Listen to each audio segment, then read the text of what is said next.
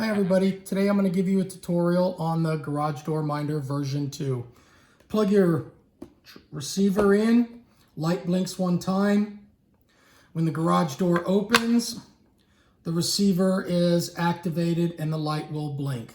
If you want to turn the beeper on, there's a program button on the back. You just push the button and hold it. It lights up once. Second light, let go, and you'll hear the beep. Now the beeper's activated.